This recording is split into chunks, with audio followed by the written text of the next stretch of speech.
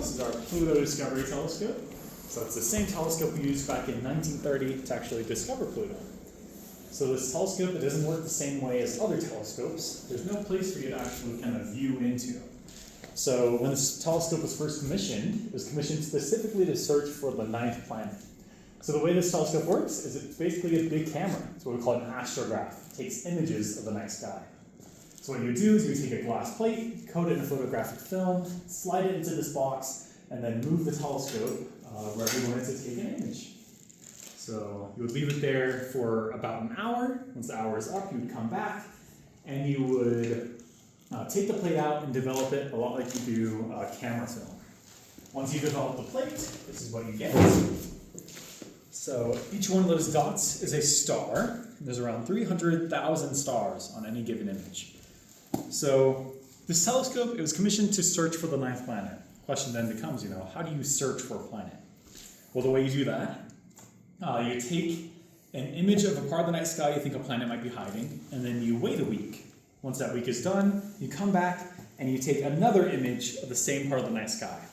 What will happen when you compare those two images is that all these stars are so far away that they're basically not going to move at all when you compare the images. But anything that's within the solar system, so comets, asteroids, or another planet, when you compare the photos, it'll bounce in between the frames. So the telescope, it was a lot of work when it was first built. Not only were you here every night taking images, but during the day, you were then comparing those images and looking at every single one of the 300,000 stars, making sure that none of them moved. Because once you found the star that moved, you found your planet, basically. So unsurprisingly, when this telescope was first built, none of the astronomers that were working here wanted to actually take on that responsibility. They all had their own projects going on. They knew if they took on the search for the ninth planet, those projects would have to kind of go on the back burner, just because this would take up so much of their time. So the telescope, for a while there after it was built, it was unmanned, just kind of sitting here, not being used.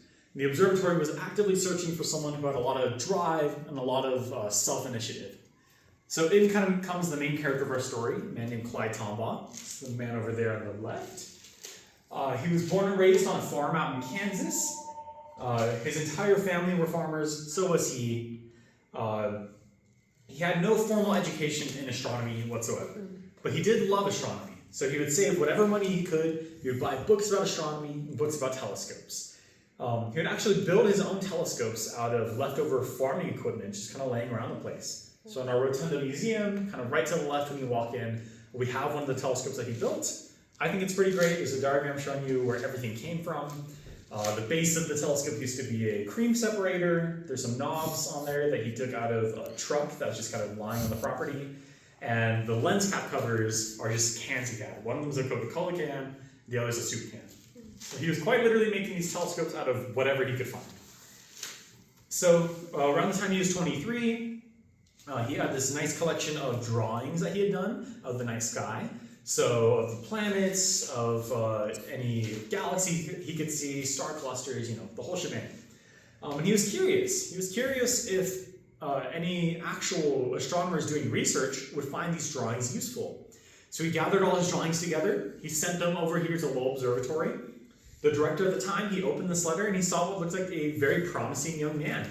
So the director, he sent a letter back to Clyde, basically being like, hey, we have this brand new telescope that no one wants to operate. If you get on the next train down to Flagstaff, we'll train you on it, we'll give you housing and a salary, and you'll be able to lead our search for the ninth planet. So unintentionally, Clyde had basically sent in his resume and gotten hired on the spot, without him even realizing that's what he was doing. So I'm sure when he got that letter back from the director, it must have been, mind-blowing. Well, this was his dream job, basically. So he did what the letter told him. He came down here to Flagstaff.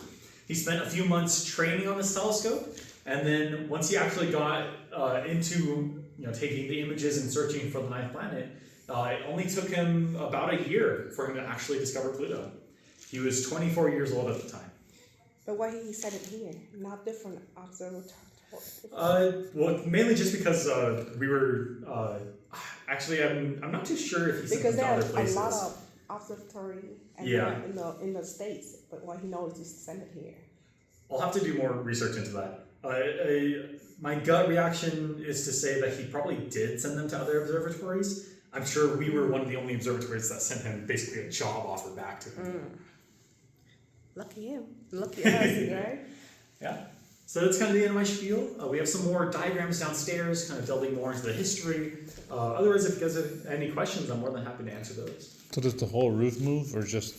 So the telescope moves, left and right, up and down, up and down.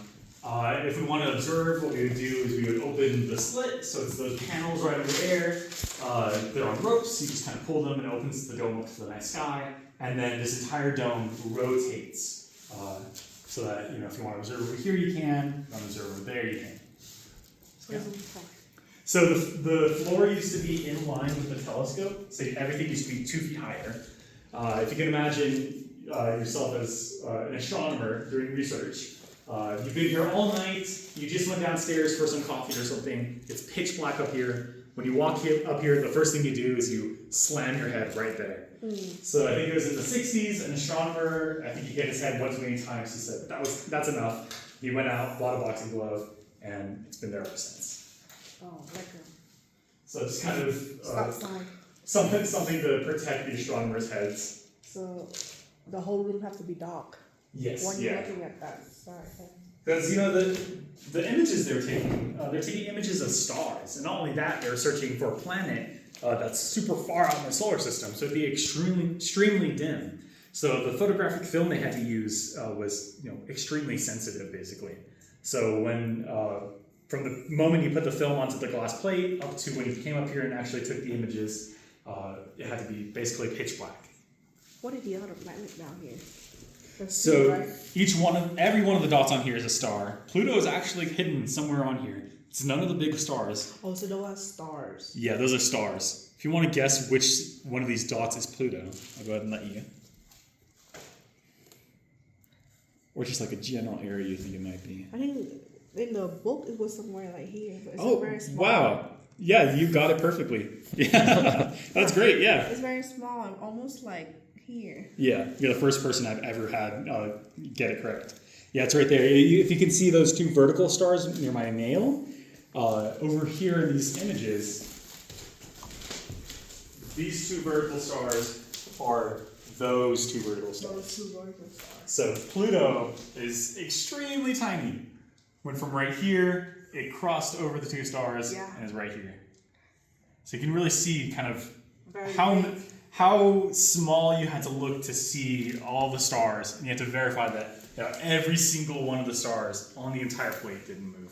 So nowadays do they still use film, or they use something more digital? They use, the same way film cameras got replaced by digital cameras, a modern day equivalent of this basically just has a digital camera right here. Now, it does the exact same amount of work, but in a fraction of the time. But this telescope, it's still operational. If we wanted to go through the entire process, we could. It's just that, it's kind of outdated now. Because my job looked like this. I have to hunt for small things in the whole gray area. Yeah. So I have to train my eye a lot to see. Oh, wow. Yeah. What do you do for work? I do ultrasound. Oh, cool. Yeah. We have to send it's a 9 dot, and I have to look Yeah. for very small details. Yeah, it's very cool. Yep. So that's 2 star, right? Yes. Right there. And it jumps across. Clyde, this is him using the machine that would compare them. When you take another picture, I feel like the star would move too. I mean, this is stay, this stay. So the stars, they're extremely far away. The reason why they don't move is called parallax. When you're on the interstate driving, the mountains off in the distance, they barely move at all. But all the trees and shrubs right next to the road, they kind of whiz straight past you. So the stars, those are the mountains off in the distance, to an extreme point. They're so far away that it would take you thousands of years to notice their movement. But anything within our solar system, those are the trees and shrubs right next to the road, kind of whizzing past. And I see it's different. Yeah. But I couldn't see it here. That's a cluster of the thing. The cluster is gone. Yeah. So when he took the second photo, the night sky was it was a slightly worse viewing. So it could have been clouds or haze, stuff like that.